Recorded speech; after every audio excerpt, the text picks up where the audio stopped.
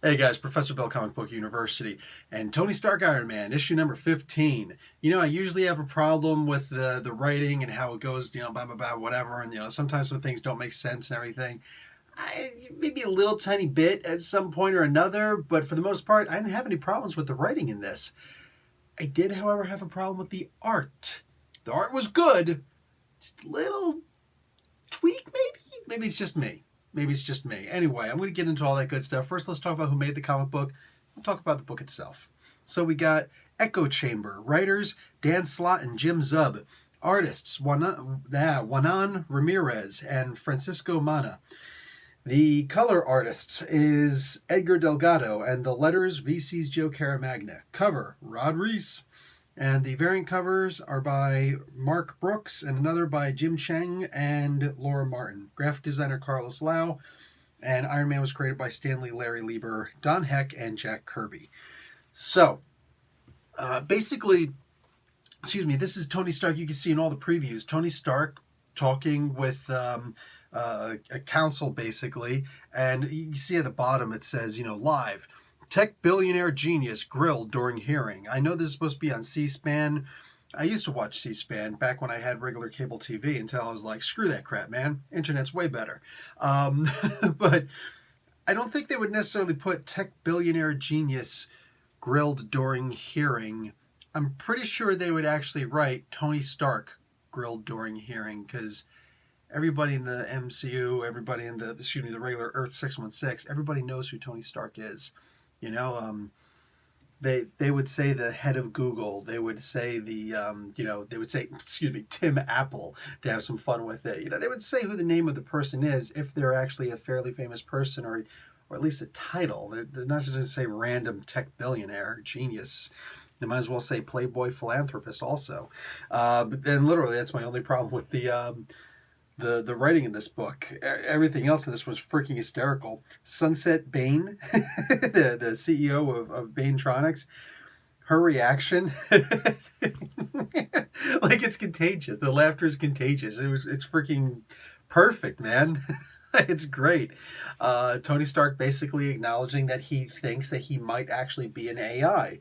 The problems that Jocasta is having, she wants to, I don't know if this is supposed to be like a Michael Jackson thing. She wants to try and appear more human to fit in. You can go in with a lot of different ideals of where this comes from. Somebody trying to look like the status quo, so to speak. Whatever. Let's see. We've got Tony Stark's actual AI coming in. Like all of this is just freaking hysterical.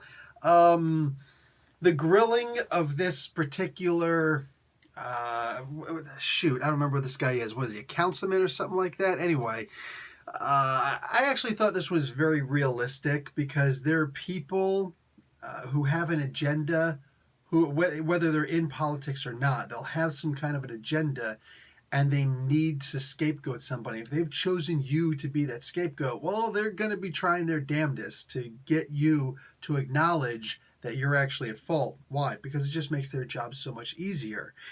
So they're going to try and gaslight you and try and twist your words and ignore what you're saying and try and make you believe that you're the one who did this. What do you call it? There were a couple of visitors in this, namely, for reasons other than what I thought they were going to be called in for. Simon Williams and the Vision get called in. Now I'm thinking this is going to have a lot to do, and Stark also thought, oh, this probably has something to do with the fact that, Stark died and he came back, and maybe these guys can have a conversation about that. Also, Stark's brain and the AI, hey, maybe since these two share brain patterns, maybe that's something they can have a conversation about. Simon Williams, his brain pattern was actually used for the Vision, and so on and so forth. Like, they're basically brothers in some small weird kind of freaking way, which was especially weird when they were both in love with the Scarlet Witch. But hey, nobody needs to talk about that, right? So at the end of this comic book, we get, me, I don't like to give spoilers, but what we get is that, if anybody was following my reviews of The Unstoppable Wasp, both volumes, the story that I wanted Jeremy Whitley to get to the most which unfortunately he never got the chance to. That's kind of being played out here.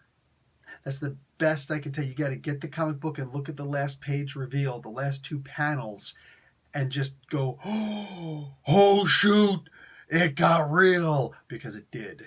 Because it did. Let me tell you about the problem that I had with this book. It took a while for me to understand why I was so confused reading this book, why, I just wanted to kind of move on. I felt like the pace was too slow since there wasn't really a lot of action and everything. And this is the page, this is the panel that specifically did it for me. There's a lot going on here. Look, Ramirez, Mana, like, we're talking about some really, really talented people. In this particular case, though, with this comic book, I felt that the art felt a little bit crowded. By it feeling crowded, it made it seem like a lot more was going on than what was actually going on. This was a very low action comic book. It's more of a thoughtful comic book, this issue specifically. It's very toned down. It's a court hearing. It's some people trying to figure some stuff out. It's a life crisis. There's no physical crisis, not really, except for the small part with Vision and Simon Williams, Wonder Man. It's a calm issue. So when I see the art is crowded like this, it busies the page for me. For me, just for me. And there were a lot of pages like that. That was the image that really did it for me, though. Some of the way that this comic book looked, it felt a lot like the mid to late 90s comic books that were just so busy. And I couldn't stand it. Because if the story is not rushed, but the art looks like it is rushed, then suddenly the pacing of the comic book goes off.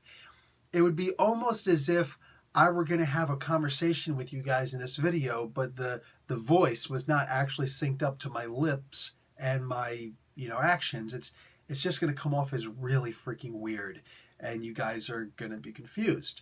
Likewise, that's what this comic book did to me. The art is still fantastic. I have no complaints about the what was drawn, the way it was drawn. What I do have a problem with, and again, this is just for me, is that it just felt like it was out of sync. But you guys see what I mean by that, don't you? See what I did there? All right, guys, that's it for me. Professor Bill, Comic Book University. Class dismissed.